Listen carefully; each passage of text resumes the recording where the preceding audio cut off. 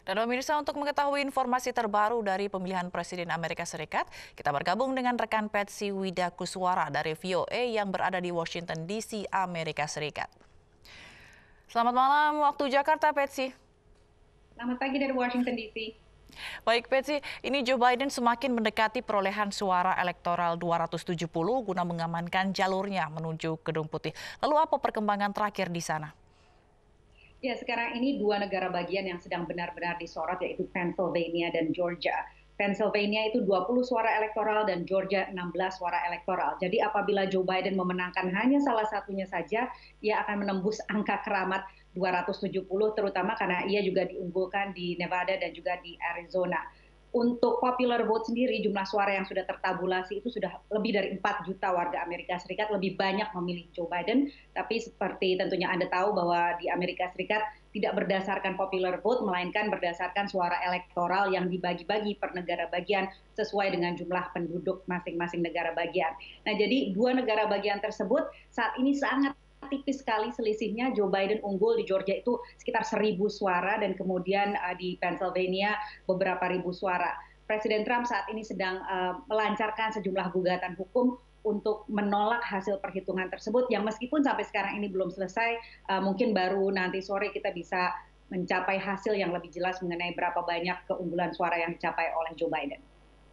Lalu Patsy, ini Presiden Trump nampaknya tidak legowo dan menuduh bahwa Biden ini curang. Lalu apa saja langkah yang ditempuh Trump untuk melawan?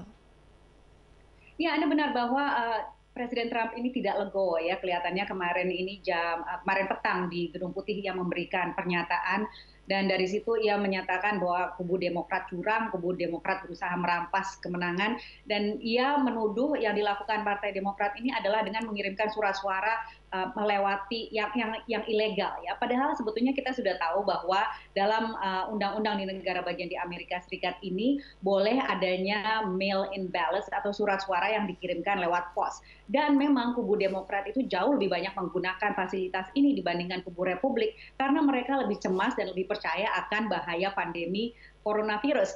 Presiden Trump sendiri sudah menakut-nakuti pendukungnya sejak jauh-jauh hari untuk tidak menggunakan mail-in ballots atau pengiriman suara lewat pos ini. Jadi tidak heran kalau sekarang ini tabulasi suara yang tadinya mengunggulkan Presiden Trump sekarang beralih ke Joe Biden karena sekarang inilah negara bagian sedang menghitung mail-in ballots atau surat suara yang dikirim lewat pos.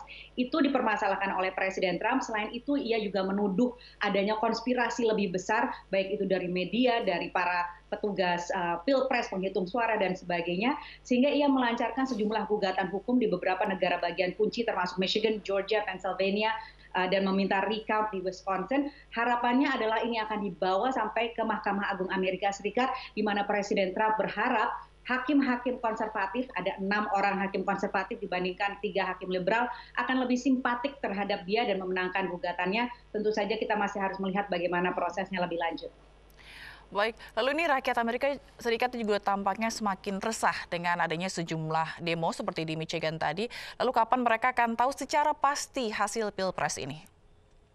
Ya, jadi secara tradisi politik Amerika Serikat itu kalau misalnya sudah ada satu kandidat yang menembus angka keramat 270 suara elektoral, biasanya lawannya menelponnya mengucapkan selamat dan memberikan pidato konsesi atau pidato mengakui kekalahan, baru kemudian pemenangnya memberikan pidato kemenangan dan berusaha berusaha heal the nation, berusaha menyembuhkan luka-luka bangsa yang tercabik-cabik selama masa kampanye ini. Sepertinya tahun 2020 ini kemungkinan tersebut paling tidak sekarang ini tidak kelihatan ya. Jadi mungkin harus berlarut-larut, bisa sampai berminggu-minggu lewat pengadilan, lewat Mahkamah Agung, mengingatkan kita pada proses Pilpres tahun 2000 antara Al Gore dan George W. Bush yang hasilnya sampai 36 hari setelah Pilpres. Apakah akan begitu? Kita akan pantau terus. Baik, terima kasih Patsy Widakuswara atas laporan Anda dari Washington DC, Amerika Serikat. Dan informasi ini sekaligus menutup jumpa kita dalam iNews Malam. Saya Fazilah Khairunisa dan kerabat kerja yang bertugas undur diri. Terima kasih, selamat malam dan sampai jumpa.